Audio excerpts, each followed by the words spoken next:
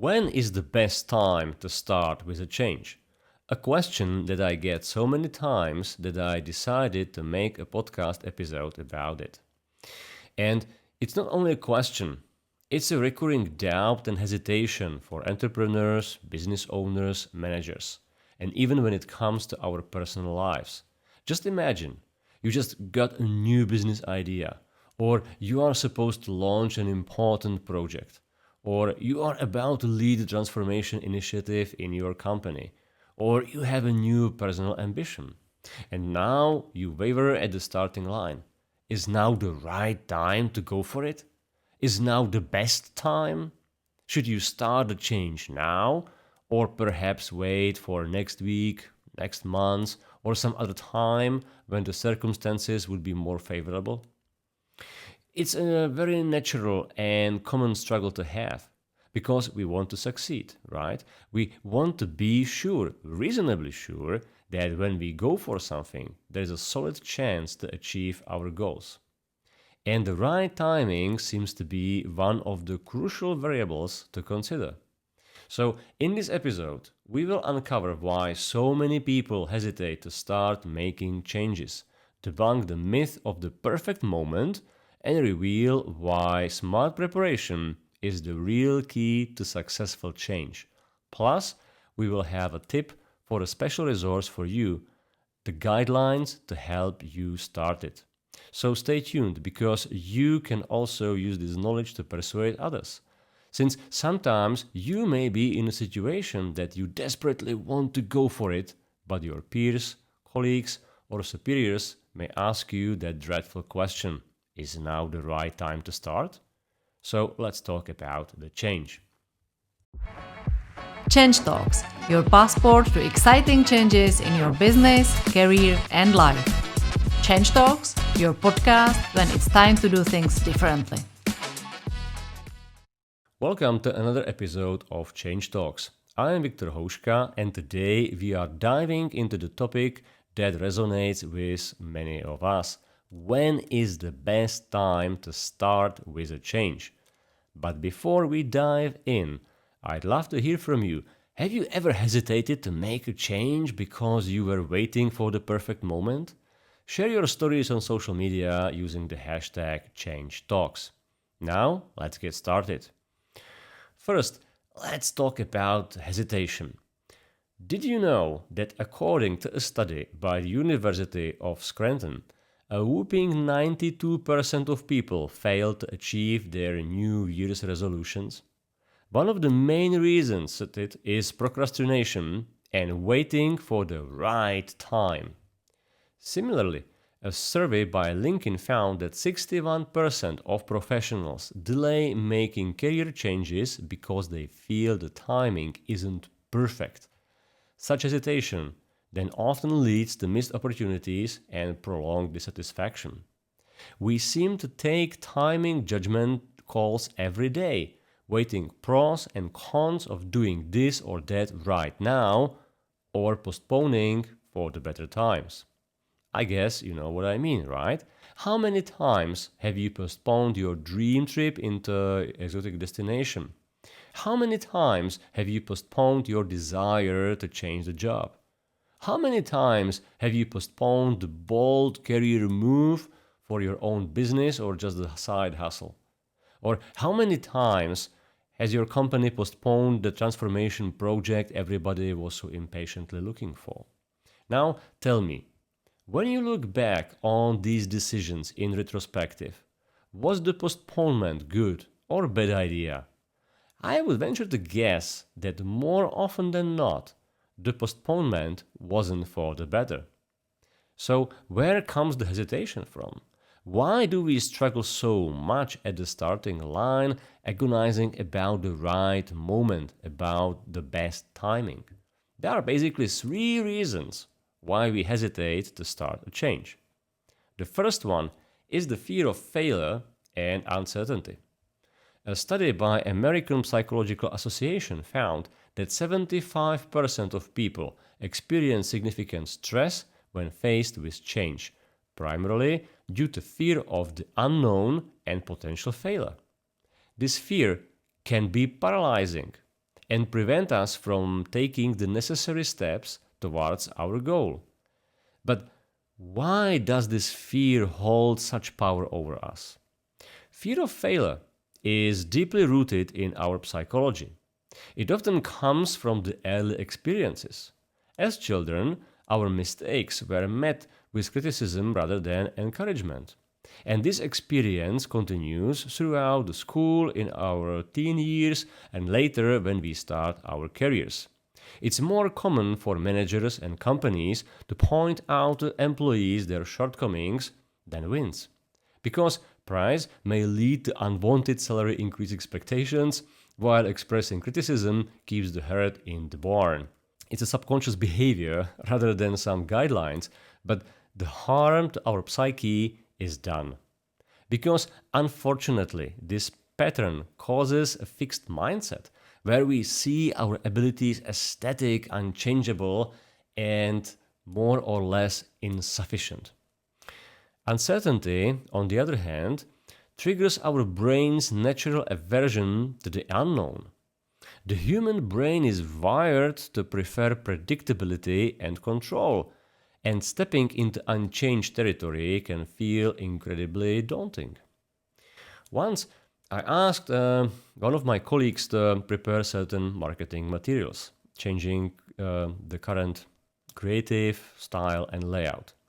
And although she had accepted the task, I realized over coming days and weeks that she is kind of avoiding to actually working on them. Whenever I asked her about the progress, she had always a handful of explanations why she hadn't started yet.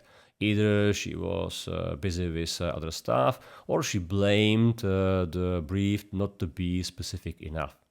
And even though I always clarified any additional questions she came up with, the situation repeated and repeated and repeated, procrastinating the very start of the work. So I became suspicious that something must be going on here.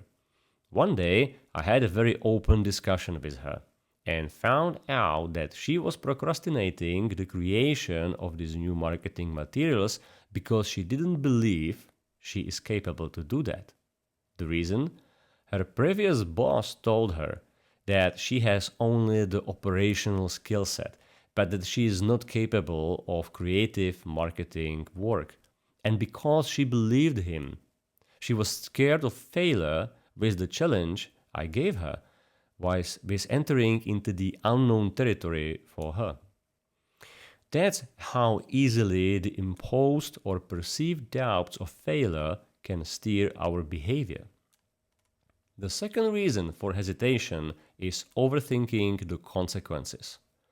According to research published in the Journal of Behavioral Decision Making, over 50% of individuals tend to overthink the potential negative outcomes of change, which leads to analysis paralysis and inaction. The human brain seems to prefer the negative thoughts over the positive ones. I remember to read somewhere that approximately 70% of our thoughts per day are negative. So, expecting the worst case scenario seems a likely path for our brain to take. So, mix that up with the fear of failure and unknown, and you get a perfect recipe for a procrastination cocktail served on ice. The third reason why we hesitate to start with change is waiting for perfect conditions. The Harvard Business Review reported that 70% of business leaders admit that waiting for the perfect condition often results in lost momentum and missed growth opportunities. Still, we sometimes believe that the situation will somehow evolve for the better. That tomorrow we will be able to achieve our change goals more easily, faster, and with less risks. Many years ago, I watched a documentary on TV about Damascus in Syria. And I was just amazed by the vibrant culture of the city, the amazing architecture, and all the fascinating sights. This was certainly a place to visit. Just the timing was not ideal. I was working on some project and didn't want to take long vacations. Then later I had the time, but the summer was too hot, and I decided for other travel plans. And then I postponed my trip to Damascus a couple of times more until the war came. And as it seems now, I won't be able to make that dream happen anymore. The conditions are rarely 100% perfect, but don't you think that 90%, 80%, or even 70% is good enough? So these are the three reasons for the hesitation. One, the fear of failure and unknown. Second, overthinking the consequences. And third, waiting for perfect conditions. These three reasons are not always evident, but there are two easy to spot symptoms. When you observe them, you just know that you have to deal with the hesitation behavior. Number one is the analysis paralysis. When we are afraid of failing, we often fall into analysis paralysis, overthinking every possible outcome and convincing ourselves that we are not ready. This indecision leads to missed opportunities and stagnation. Some companies are infested with this disease. The managers are afraid to take a bold move, so they ask for more data, more charts, more analysis, scenario modeling, stress test, and Big Five consultants. And when finally cornered by the evidence, they sneak out by establishing a committee, which only elevates the paralysis to a whole new level. Now, don't take me wrong, I'm a big proponent of healthy caution and calm assessment. You should not jump headfirst into the unknown rocky waters. The proper and critical assessment is therefore the right move. Just don't overdo it. If in doubt, okay, let's double check. But when the people ask for the third, fourth, or fifth review, The second symptom is avoidance behavior. To avoid the discomfort of potential failure and of taking the responsibility, many people engage in avoidance behavior. This might look like postponing decisions, diverting focus to less important tasks, or finding excuses to delay taking actions. I remember one executive manager who was meticulously taking vacations during the company's annual budgeting process. That way, he could avoid making potentially tough decisions and strategic changes.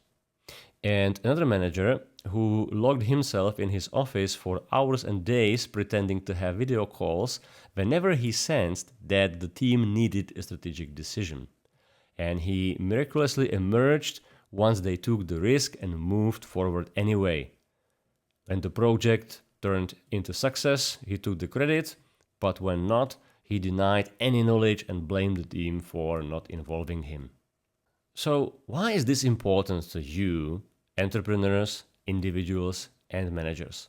Because understanding these common barriers can help you recognize and overcome them in your own journey towards the change. And the next step is to debunk the myth of the perfect moment. Because major reason why people hesitate to make changes is the belief that there is a perfect time to start. We wait for the stars to align, for conditions to be ideal, for everything to feel just right. But here's the truth. The perfect moment is a nonsense.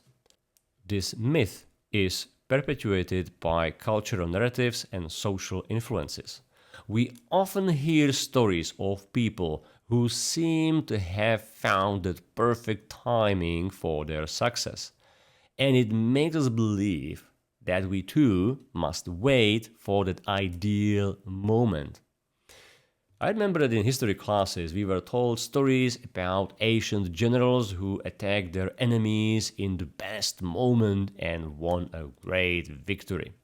The truth is that if we looked under the surface, we would discover that the situation on the battlefield was rarely ideal. They just made the move when the odds were more in their favor than their adversaries' favor. Because ideal conditions would have probably meant to wait for the opponent's army to take a hunger strike and discard any weapons. That's very unlikely to happen, right? Waiting for the perfect moment can be psychologically comforting. It gives us a reason to delay action, which temporarily handles the fear of failure and uncertainty. However, discomfort is apparent and ultimately counterproductive.